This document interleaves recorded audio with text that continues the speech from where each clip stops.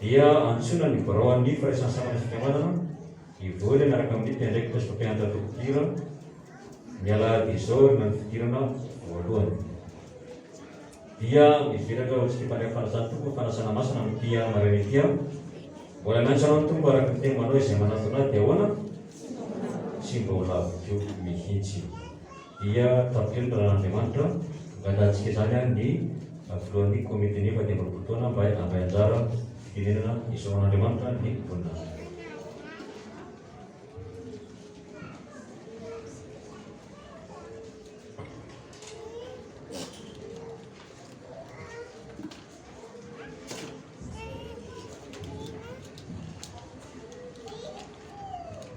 Aoka izay ampianarina ny teny ampizavatsoa ho an'izay mampianatra. Izany no tenin'Andriamanitra mandin-tsoratra masina izay nanosika ny fiangonana tao anatin'ny fadimy amby roapolo taona ny mpiara-miasa miaraka tamin'ny mpitandrina ka nisafidy ny mandin-tsoratra masina tao amin'ny Salamo fadimy ambin'ny folo amby zato manao hoe Jehova aza izahay no mena voninahitra fananaranao ihany. Nahatongatsika fiangonana ihany koa hanangana ny trano Tranonambato, tranon'Andriamanitra, Tranonambato mba ho marika sy fahatsiarovana fanamariana ny amin'izany faharoapolo taona tamin'ny faharoapolo taona ny fiara-miasa no nananganana izany ary natratra fa 5 taona teoriana zany tsika izao natratrarantsika izao jobily volafotsy 5 taona izay atrehantsika rehetra amin'ny fiangonana izao misaotra n'Andriamanitra lehibe isika noho ny amin'izany fotoana lehibe izany ary misaotra ihany koa ny amin'ny fiangonana manontolo izay nanaiky miara-miasa ny fanolotanana tao anatin'ireny rehetra ireny ary miara-bamanokana ny pastera miaraka avy nahatratra n'izany taonjobily 5 taona izany ka fantatray fa betsaka ny olana betsaka ihany koa ny zavatra mitranga sy niseho teo amin'ny fiangonana fa mijoratra ny ianareo miaraka avy nampahery ary ny taonanay ho amin'ny fionana amin'Andriamanitra hatrany dia mampahery anareo hatrany hatrany. Miarahaba ihany koa ny iray rehetra fa natokana ho azy ireo ny amin'ny fiangonana ity dia fampiarahaba an'izay rehetra ihany koa izahay solotenan'ny komity mijoroketo izay komity manontolo dia miara-maneo zany fiarabana sy fampaherezana an'izay rehetra izany mba tena ahery tokoa nyray rehetra eto ambonjahafanatenana ny kristianina rehetra ahery amin'ny fanomponan'Andriamanitra ary mba olohany amin'ny zavatra rehetra indrindra ny amin'ny fankatoavana ny tenin'Andriamanitra. Ankehitriny koa dia misaotra manokana isika ny amin'ireo mpitandrina izay avy lavitra avy any amin'ny synodam-paritany hafa mihitsy tonga eto amintsika dia ao ny mpitandrina Ranay Vorija izay mitarika amin'ny fotoana, ao ihany koa rasoary nanina noelomana na vadiny izay naniry mafy moa niatrika mitarika amin'ny fotoana tamin'ny pian'ity fa no niatony dia tsy tonga eto izy fa isaorantsika hatrany. Ao ihany koa Elomano tena Fabrice ny mpitandrina Andrian'ny Solondraibe Pascal ary ny mpitandrina ary Oliary Narivo mahampisaotra Samuel avy amin'ny synodam-paritany amin'ny Romania dia misaotra anareo makasitraka anatenanay fisaorana ianareo fa avy lavitra nefa tonga manotrona sy manao zava-dehibe izao fotoana jobily izay atrehan'ny fiangonana ankehitriny izy ireo ihany koa dia zanaky ny fiangonana Ambonjafy rahateo vokatry ny fahasoavan'Andriamanitra tao anatin'izany 5 taona ny arahana ny asa tamin'ny mpitandrina izany dia tena akasitra antsika ny tompo fa betsaka ny vokatra na arakolona na trano fanahy zany na ny trano rindrina biriky izay ataontsika Trangambato dia akasitra antsika n'Andriamanitra avokoa izany. Nanaikitsika ny anangana trano Trangambato fanamariana izany sady 5 taona ny fiara-miasa mpitandrina izany. Nasangatsika ilay trano dia voatafitsika vitatsika lavitra nasitsika varavarakely ny grille de protection nalefatsika ihany koa nasitsika varavarambe dia vitantsika ny gorodona, nataontsika ihany koa ny carreau, ary ankehitriny vao farafarany dia vita ny tohatra vy ny sisiny, ary mpanisandana no natao tao anatin'izany. Akasitrahantsika rehetra, isika rehetra izao no nifanolotanana araka ilay toriteny teo fa ny arizato no eronjato izay nafoinareo nafoitsika rehetra no navotantsika n'izany trano izany. Mbola tsy azo hipetrahana nefa ilay trano satria mbola tsy vita tanterana. Mbola betsaka ny asa izay miandrentsika ao anatin'ilay izy, dia misy ny loko anatiny sy ivelany, ny varavaran'efitra, ny varindriana any ambonina, ny plafond izay mbola miandrentsika. Ao ihany koa ny toeram-pidiovana sy ireo asa madinidinika toy ny latabatry ny lakozia. Mbola betsabetsaka, mbola maromaro ny asa izay miandry, kanefa manantena izahay, manantena isika rehetra fa ny fifanomezantsika tanana dia tena atateraka sy avita izany trano izany no alihana, ary ampitsahivona isika fa amin'ny volana septambra ho avy izao ilay fotoana izay famaranana anorantsika ilay tranon'Andriamanitra ho any amin'ny tompony, ho any amin'ny mpitandrina zany, izy zareo ny atao hipetraka ao. Dia tranon'Andriamanitra rehetrantsika azy satria ny amin'ny tompo no nafahantsika nanao izany, ary Andriamanitra mihitsy izany trano izany. Ho entona amin'ny mpiandro Androany arak'izay fanentanana efa nataontsika tamin'ny herinany io. Androany ny fotoana izay anorantsika ny ratim-pahasoavana. Betsaka ny mety efa tenin'Andriamanitra nandonany fotsika atoloha izay azo ny tananao atolotra eo. Androany ny fotoana izay anaovantsika n'izany ratim-pahasoavana izany. Maro ny fahasoavana izay efa teo aminao dia izay tsy azonao dia androry anavoazana fahadoran-tena ihany koa. Mety misy batisa, ny mariazy, ny dekona, ny samihafa, maro izy ireny valopy izay noman'ny komity. Fa raha tsisy valopy ara dia afaka manory tenao androany. Tsy ny valopy nataontsika zava-dehibe fa ny fanoran-tenantsika araka ilay izay tenin'Andriamanitra izay noentin'ny mpanompony teo. Dia manantena isika rehetra fa tena anao mihoatra no izay nolazain'ny tompo, nolazainay azy satria ny tompo miasa ho anatintsika rehetra. Dia manantena antsika rehetra amin'ny herin'ny fakaraizolana androany sitrapon'Andriamanitra dia tonga eto izay hiveriny eto izay anao ny tatitra rehetra satria ao aorian'ny tiandro an'io ity dia anomboka avy hatrany indray ny famotanany asa rehetra izay tsy vita. Dia hiveriny eto izay raha sitrapon'Andriamanitra hitatitra izay rehetra vita amintsika sady anomana ny foa mampanantsika rehetra ihany koa ny amin'ny fiomanana amin'ny volana septambra. Dia manantena antsika ny azon'ny komity atolotra dia hoe maefa be mandrakariva amin'ny asany fatsofoana sekoly ny fitendezanareo aina ao amin'ny Kristy Jesosy. Dia manantena ny fiarantsika miasa indrindra ny fitrotonam-bavaka amin'izany famaranana asa ao anatin'ny fotoana fohifohy izay hoen'ny tompo fahakasitrahana azy avokoa ny zavatra rehetra. Dia rahantsika rehetra manonona ilay teny faneho amin'ny anaran'i Jesosy manao hoe Jehova aza izahay no mena voninahitra fanenana amin'izany. Amen.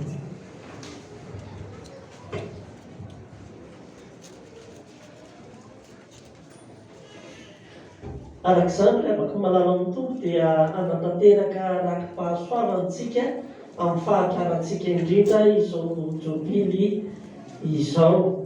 Ratim-pahasoavana ho tanterahantsika izay nomen'Andriamanitra fahasoavana tamin'ny alalan'ny batisa, mpandray, dekona sy ny olona, nivoaka sefala, nivoaka mpitandrina na amin'ny homana mpitandrina, ny mariazy.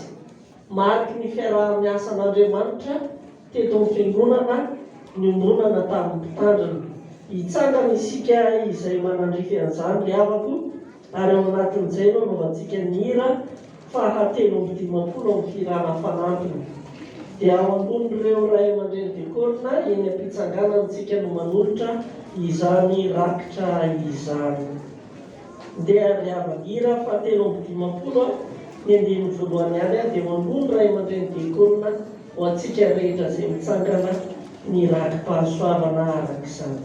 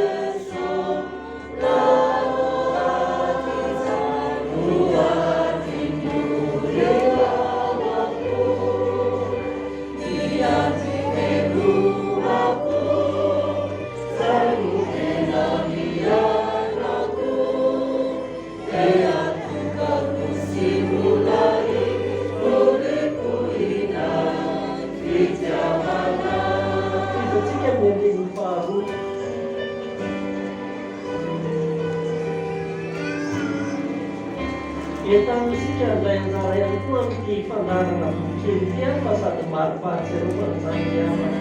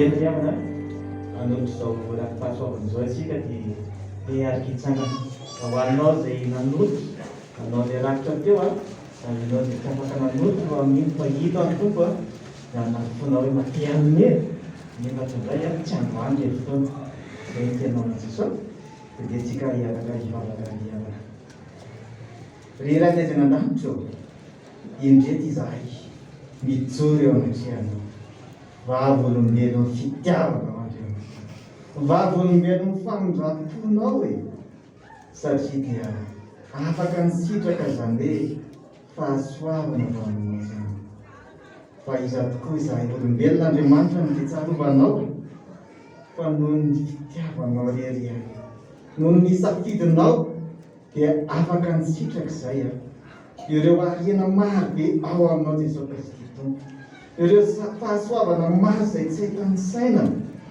fa faly izahay mananao Andriamanitra faly izahay fa Andriamanitra lehibe n'Andriamanitra ary tamin'ny alalan'ny fanomponao izao dia nataonao fantsony izy hitondrana an'izany fahasoavana vaminao izany feny fipaliana ny fonay Andriamanitra ao izay nahazo fahasoavana tamin'ny alalan'ny sankramentany batisa ny fandraisana fanasan'ny tompo ao re izay afaka nanamasina ny tokantrano teo anatrehanao ao re izay dikona afaka niara-ny asa kaiky aminao ihany koa Andriamanitra ao re izay fanomezam-pahasoavana amin'ny andraikitra maro samihafa andraiketana eto amin'ity fiangonana sy ivelan'ny fiangonana fantatray dia fantatray fahafaminao avokoa izany indray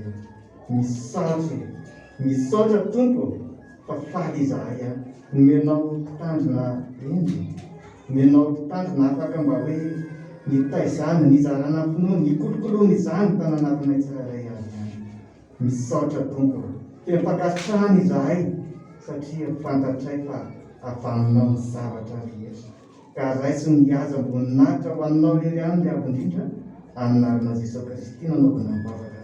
Amen. Aoka hipetraka ianao.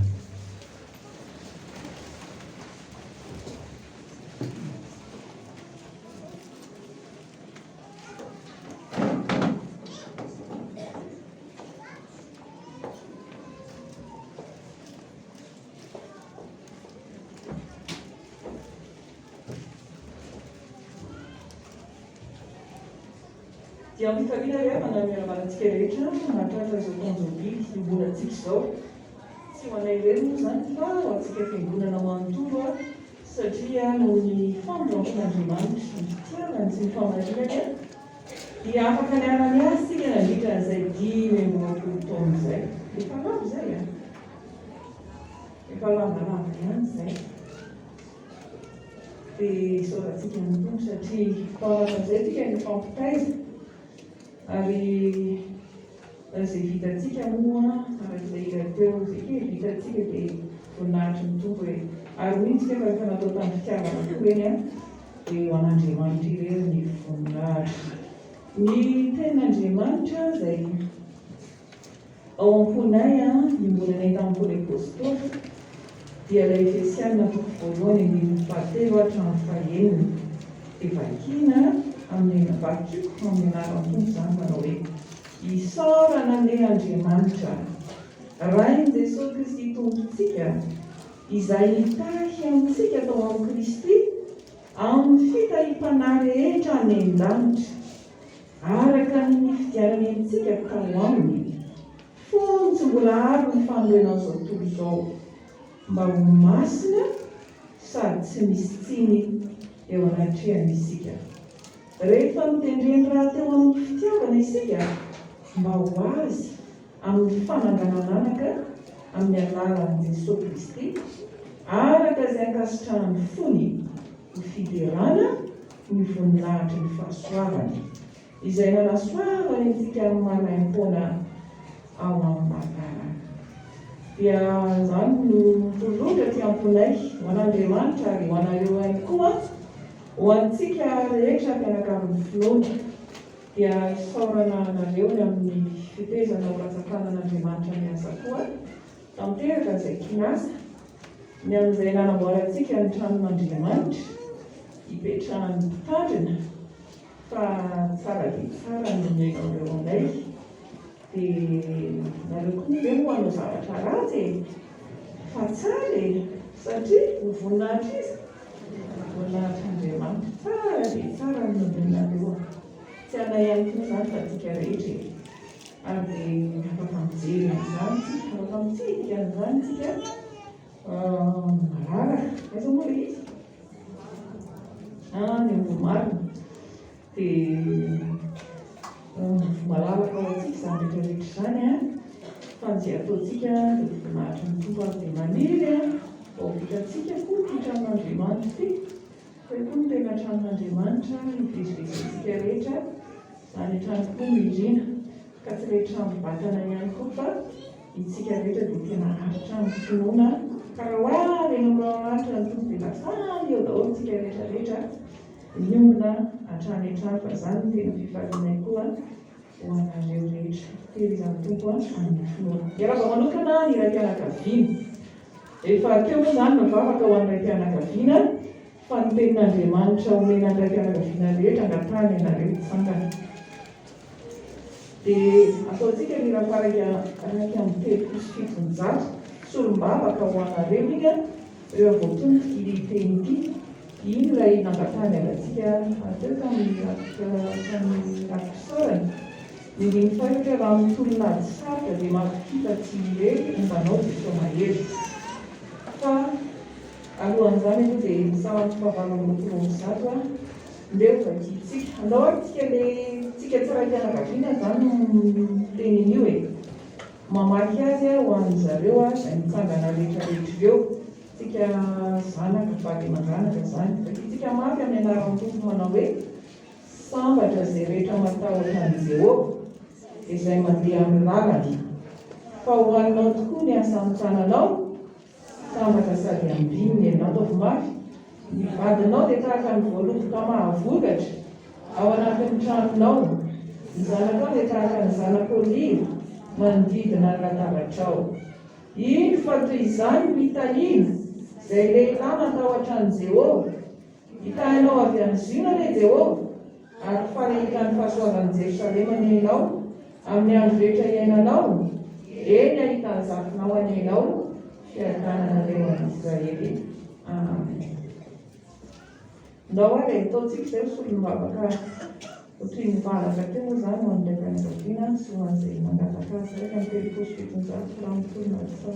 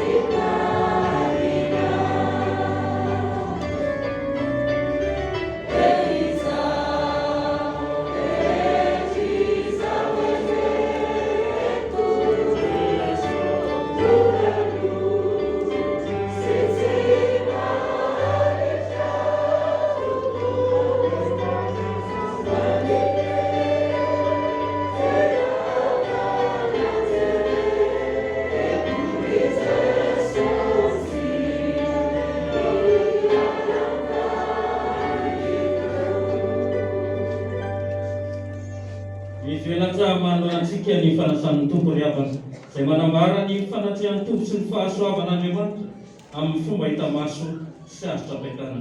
Ko asandrato eo amin'ny tompo ny fona revoaka hitsangana ny fanasan'ny tompo.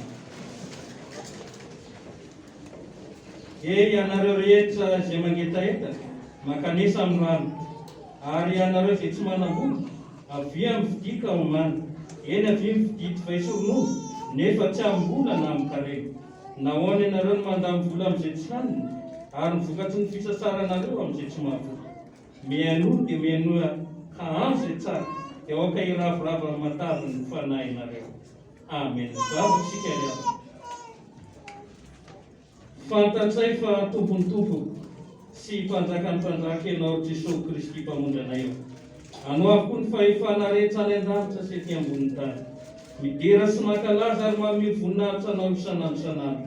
Ny anjery-tsombyan'ady, ny mpaminany, ny apôstôly, ny martio ary ny olom-boavitra efa sambatra any aminao. Ho avelao ny feonay mba hiombona ny feon'izy ireo, misantatra sahady ny fanjakana sy ny finobiana hoe masina, masina, masina Jehova tompony maro, ieniko ny voninahitra any tany rehetra. Amen. Ny hira voalohany andiny ny fahaefatra ny ataotsika.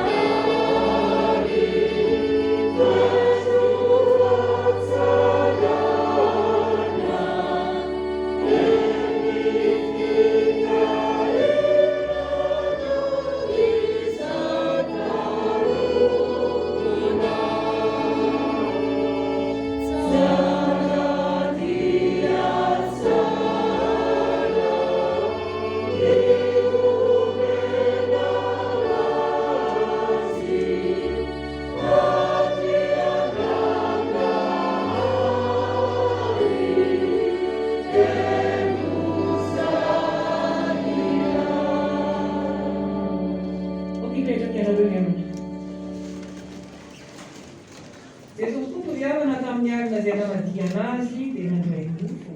Ary rehefa nisaotra izy dia nivakitsy ka hoy izy, raisoa ity no tena izay omenao anareo izao natao ho fahatsiarovana. Koa ny mofo izay vakitsika dia firasana amin'ny tena ny Jesosy Kristy tompontsika izay nivakitsy antsika. Satria iray ihany ny mofo isika na dia maro aza dia tena iray ihany ao amin'ny Kristy Jesosy tompontsika. Dia arak'izany koa ny kapoaka rehefa nihinana dia hoy izy, misy troanty ianareo rehetra fa ity ny rano. Dia ny amin'ny fanekena vaovao izay alatsaka ho an'ny rehetra ho famelan-kena. Izao natao fahatsiarovana, na oviana no misotra ianareo. Fa na oviana ianareo no mihinana itony ny mofo sy misotra amin'ny kapoaka, dia manambara ny fahafatesan'ny tompo ianareo manam-piasa. Ny kapoaka misaorana izay saorantsika dia firaisana amin'ny rano Jesosy Kristy tompontsika. Ny rano fanekena vaovao izay nalatsany ho antsika. Izany rehefa nitsangana isika tarehefa fampirana. Tombo ranay lanitra amin'izao tsy fotoan'izao indrindra nanaovana ny fahatsiarovana dia mifatongavana zanaka olona ny fijaliana ary ny fahafatesana. Saronay koa ny fitsanganana avy tamin'ny lerany maty, ny fiakarany tambony-nahitra sy ny fifonany mandrakizay ho anay. Ny andro sy ny talon'ny fiverenana izay feno ny voninahitra ny fanaty-pisaoranay ary tahio tanteraka izao sakramenta masina izao. Masino ny mofo anambarany tenan'i Jesosy Kristy, masino ny kapoaka maharamara androan'i Jesosy Kristy tompo ary feno ny fanahy masina izay rehetra. Dia rehefa nanao masina harianao sy hamelomanao anamasinanao ary hanomezanao anakio ny zavatra rehetra. Dia maneny aryizay tompo manantony ianao amin'ny fanendren-tena ary miombona rehefa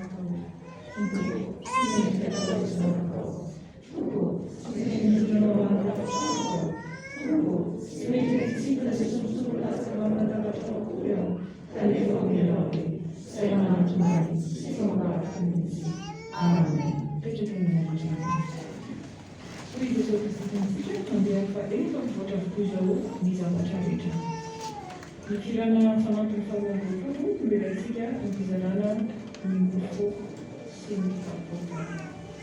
Firana fanampiny faharoa.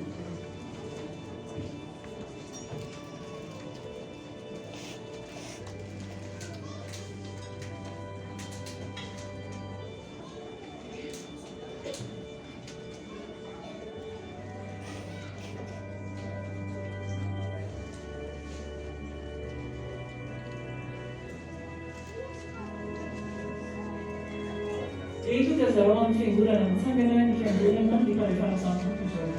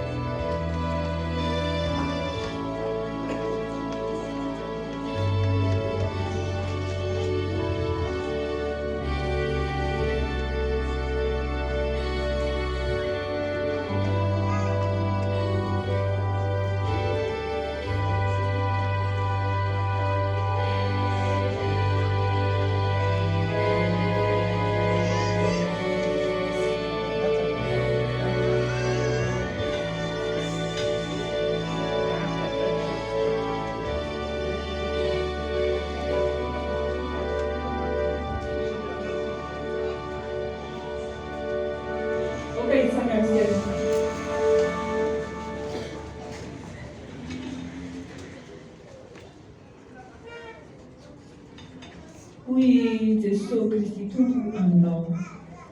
Raiso hany ity ho tenako, izo anao ataovy ho fahatsironay.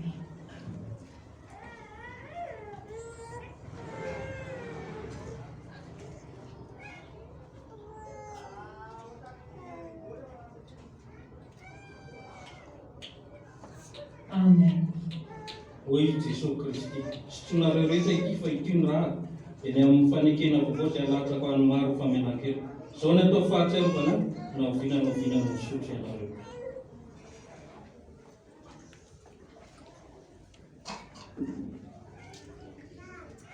Amen. Zavatra isika miavaka. Maneho an-trano ny fifaliana izay Andriamanitra, fa manana anao Andriamanitra fitiavana. Ny borifonao tamin'ny alalan'i Jesosy Kristy tomponay izany. Misaotra tompo fa mifamonjena vitanao no mitondra anay ho amin'ny fiainana mandrakizay. Tompon'izany tompo tamin'ny alalan'izao fiombonanay natapatra taminao izany. Engany mba hitondra fiadanana ho anay izany. Amin'ny anaranao Jesosy Kristy tompo nanaovanay izany vavaka izany. Amen. Masokerana ianareo ry amana. Raha tanteraka rakisaorantsika dia ny fihinana fanampiny fasiambinifolo tanterahantsika. Rakisaorana ihany natao fa ny kapoaka kosa rehefa manampitra rakitrety amin'ny pratika amin'ny firavana ao tanterahantsika izany. Fihinana fanampiny fasiambinifolo.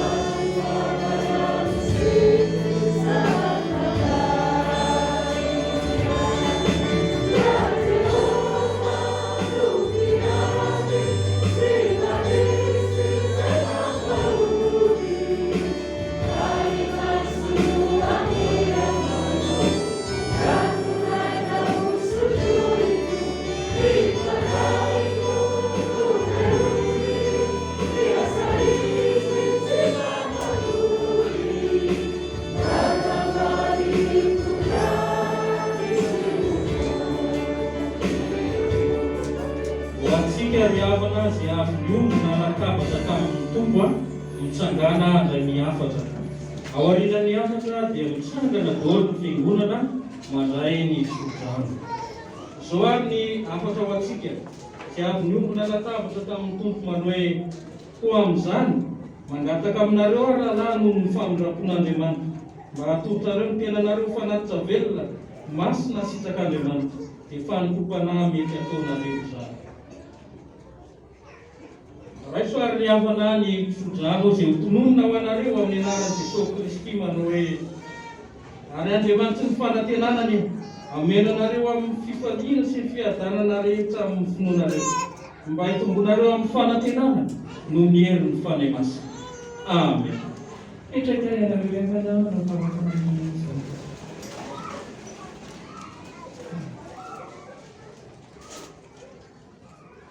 Ho an'Andriamanitra tokana irery ny voninahitra amin'ny alalan'ny Ray sy ny Zanaka ary ny fanahy masina.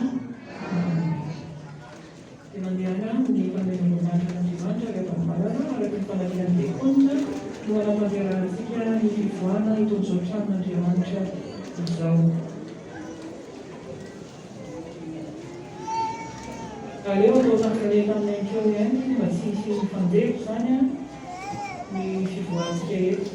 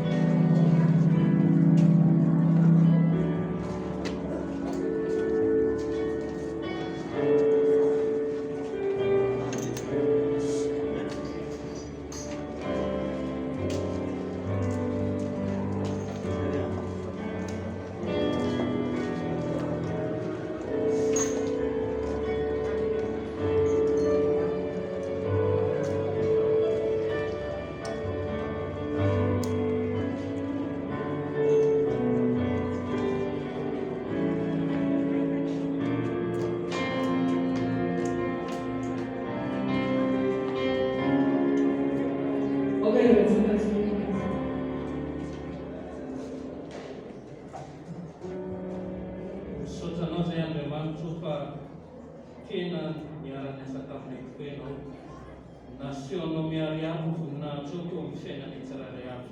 Indray izay mpanomponao niara-ny asa ny mpandrompo natao anatin'izao fanompoana fivavahana izao.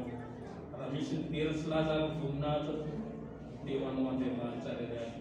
Da io azy ilay tompo amizara fanompoana rehetra tanterahanay sy hijoroana ivavolombelona eto anaty am-piangonana sy ny fiarahamonina any amin'ny ankohonana izay misy any tsirairay avy avy. Eto ny vita fa ny asanay dia mbola mipoy hatrany. Dia mioery zao ka ny fanainao masina hitarika anay hatrany amin'ny fanompoana izay tanterahanay. Amin'ny anaranao Jesosy Kristy nanaovanay sy isaoranay izany izany. Amen. Amen. Sudah tunggu kasih rehetra amin'ny fiarahamonina ny tomboana asika. Sudah tunggu thank you daholo asika rehetra.